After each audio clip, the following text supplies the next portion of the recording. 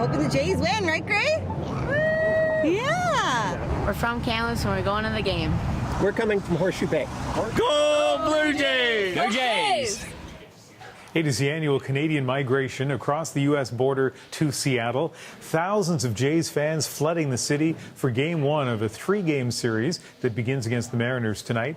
With so much blue on the streets, it almost looks like Front Street in Toronto. Well, the CBC's Tina Lovegreen has maybe the most enviable assignment of all the CBC reporters across the country this evening, on the field in Seattle, awaiting the Blue Jays, and it's been quite a scene down there today, Tina. It sure has. I mean, we've been coming down and we've seen a sea of blue as we were driving in. Literally every car beside us, Ian, had either a BC license plate or an Alberta license plate, and we spoke to many of the fans as we were walking into Safeco Field.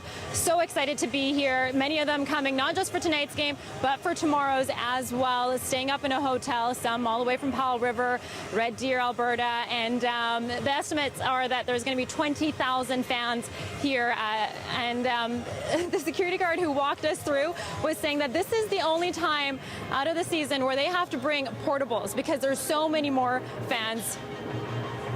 Well, here. Think about how far Seattle is from Toronto, and think about how the cheers for the Blue Jays tonight and the rest of the weekend are going to drown out the cheers for the home team Mariners. It's an incredible thing. It happens every year. And of course, the ticket prices reflect the huge Canadian demand.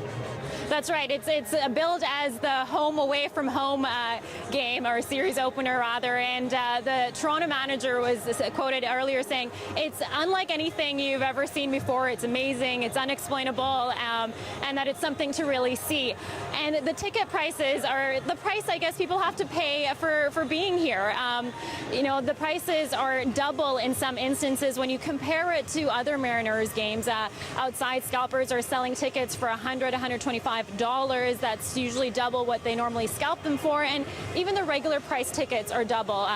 From $30 to $60 is the price if you want to come to this game, and they go all the way up to $600. That's US dollars.